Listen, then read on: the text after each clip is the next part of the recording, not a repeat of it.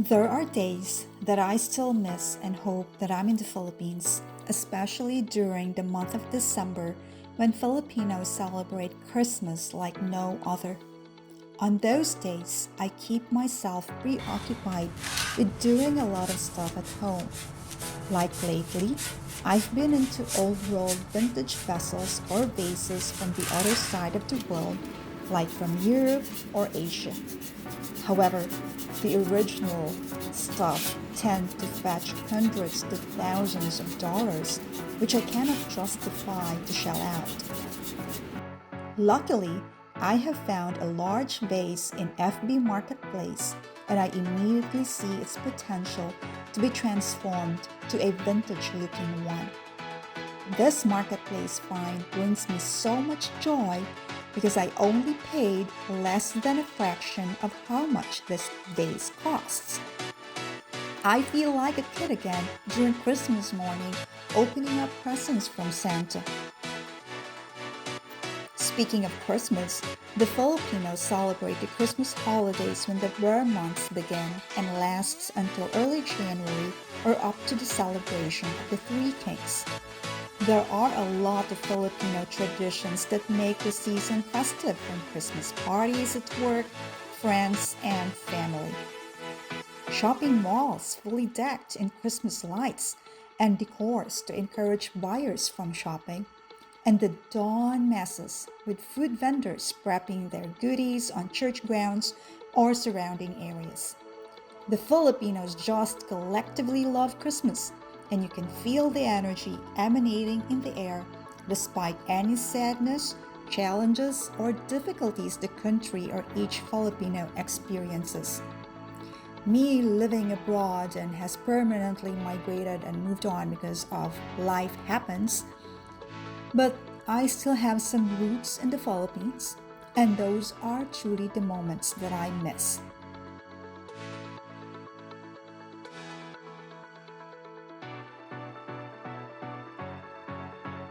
Now back to this DIY.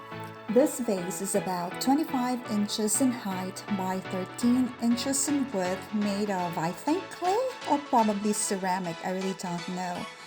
It comes with a light green color in good condition, and it is the quote-unquote it designer decor nowadays. If you go look into Olive Ateliers, if I'm not mistaken, and in all the other home decor shops, they have a lot of like vintage old looking kind of vases, and that is the reason why it really made me wonder why the previous owner sold it. This is a lovely vase, hence when it was posted I dragged my husband, primarily of course to help carry it, because oh my, this is one heavy vase. I thought to myself I should pick it up before the owner changes her mind. After the first coat of a white acrylic paint, I follow it with a mixture of antique white and warm buff. I just basically eyeball the mixture to the color I'd like to achieve. I want a light terracotta effect on the vase. This is now how it looks after the light terracotta mixture. I think I will do another coating to deepen the warm tone of the terracotta, cause right now it looks quite pale. This vase comes with some inset pattern from its mold, which I actually like as it adds texture and dimension to the object. Once I have achieved the basic color that I prefer, it's now time for finishing touches.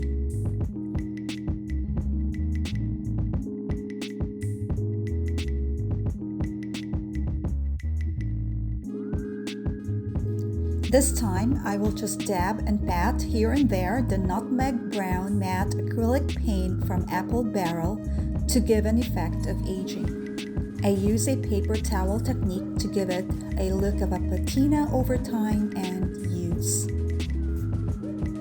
My approach is a Wabi-Sabi style. Wabi-Sabi is a Japanese aesthetic concept that finds beauty in the acceptance of transience and imperfection.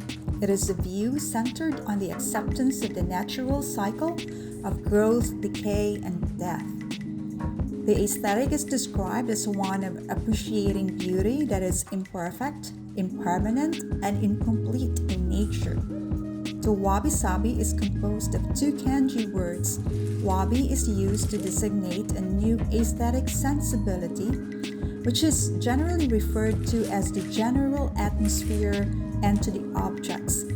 The definition of wabi can be traced back to loneliness or melancholy, but I really prefer its meaning of the appreciation of serene life. In other words, wabi is also translated as subdued, austere beauty. Sabi, on the other hand, is used to refer to desolation in a poetic way, a delightful contemplation of what is old and worn. It is also used to talk about beauty of faded or withered things, and it could also mean old and elegant or just simply a rustic patina.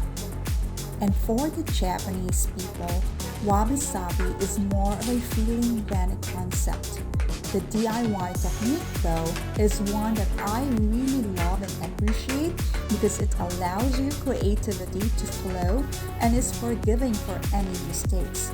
There is no math and science nor a formula needed, but just to let go and allow the flow to carry you and create something from it. The finishing touches of the vase opening is a bit tricky because paint transfers to my hands since it's still wet. My word of advice is to just wait a little, let it dry out before finishing the vase opening.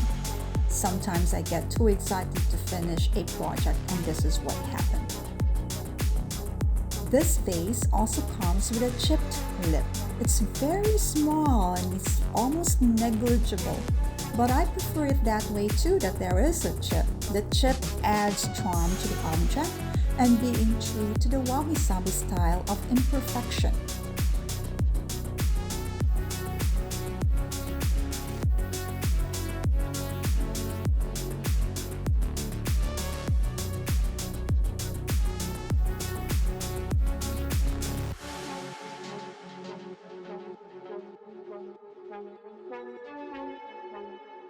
I let it dry overnight to be certain, and now here it is settling at its own corner by the fireplace.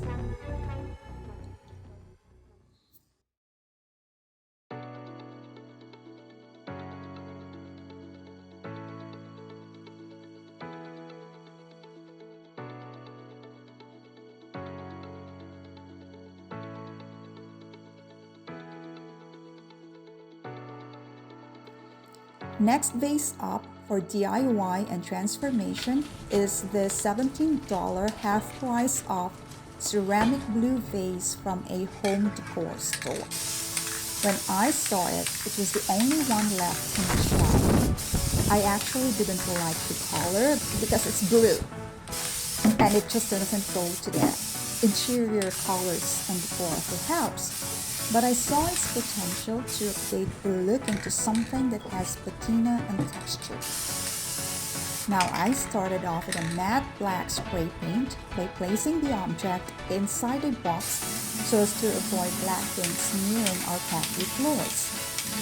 Not too long after I started spraying, I realized that it is too windy outside to spray paint and I am actually inhaling all the paint cubes. So another lesson learned, make sure that you grab a face mask when you're doing this, and especially if it is very windy and you're doing it outside. I also noticed that the matte black spray paint does not seem to look matte but glossy. It probably is because the blue base paint that I'm trying to cover is already glossy. Well, pardon the girl, I'm no expert when it comes to paint, so I'm heavily experimenting as I go along. And of course, I did not forget to paint the inside of the vase as well. Otherwise, it will not look consistent with the color I'm choosing for its final look and design.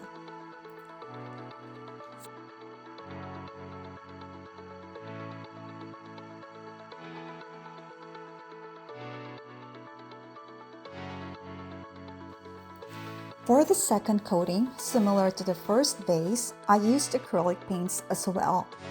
I used a combination of peter gray, matte, nutmeg brown, and raw sienna, that are mostly matte as well, and some blacks and whites.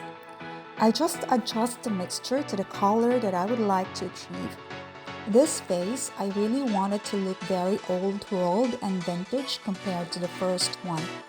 So I'm going for more of a dark brownish color.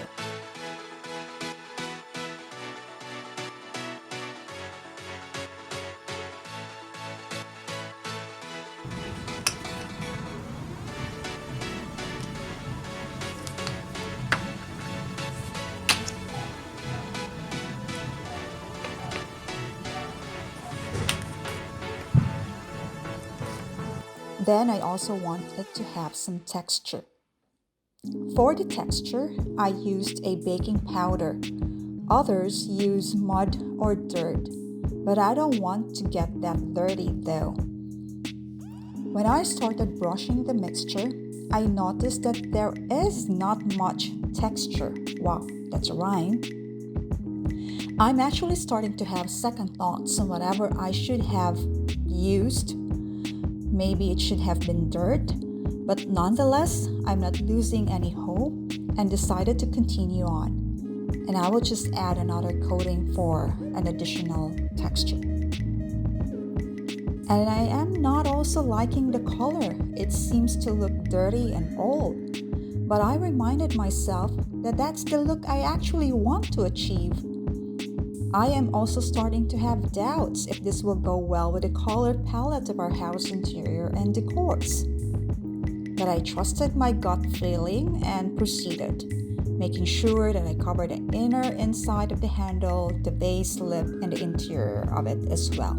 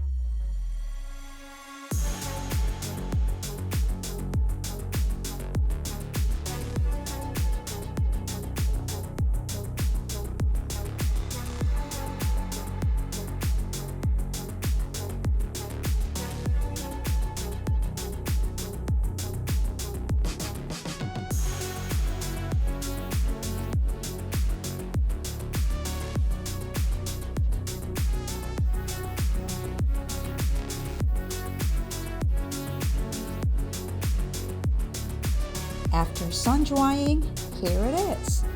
I think it went well with a thrifted fall eucalyptus, and I love the texture. I judge that this is a DIY success, and these two are one of my favorite objects in the house.